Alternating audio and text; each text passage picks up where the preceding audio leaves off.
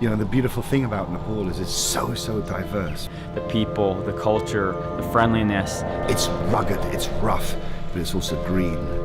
To the serenity of the Khumbu Valley and the trek up to Everest Base Camp. You'll never see that diversity in such a small country anywhere in the world. I was on Everest this spring.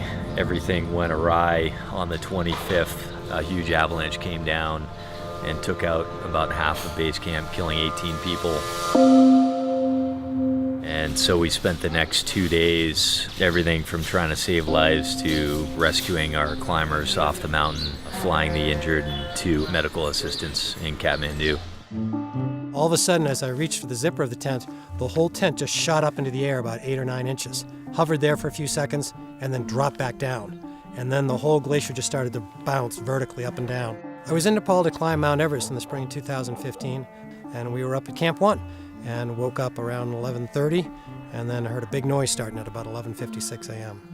As soon as it calmed down and all the powder blasts from the avalanche stopped swirling around our tents, I thought, I've got to tell my family. I've got to let them know that I survived.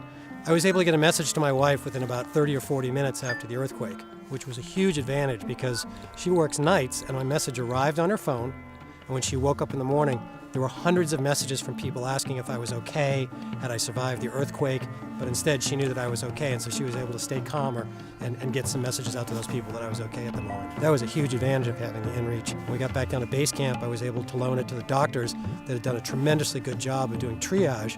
So as time went on and as the disaster unfolded, I found more and more uses for the inReach. I was able to use it to answer logistical questions and then even start talking to the media to share with them what I experienced at Camp 1. So it's almost like the more that it unfolded, the more uses I found for it, and the more valuable it became to me on the trip. My name's David, and I work for Samaritan's Purse as the Global Security Manager.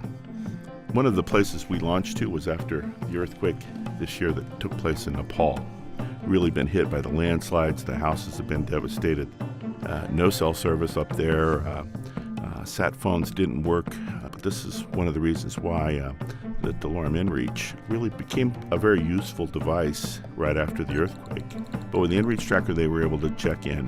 When we got the check-in from them, we realized they're okay, nobody was injured. We were able to go back and forth and get a lat and long fix to see where they were, and then be able to plot out where the helicopter could actually go. And you know, the devices we had about 20 in use, really played an important role that day. Just calming to know that we could communicate with them and that they were okay. Well, when a disaster hits, I think at the first moment you need to be really aware of what's going on around you. And then as things start to calm down, having a communication device like the DeLorme really helps work out a plan to take care of yourself, your community, and even strangers that you meet along the way. And then the idea is to try and look at that disaster and ask yourself, what have I learned about this? How can I be a better traveler, a better person, a better adventurer, and be better prepared for next time something goes wrong?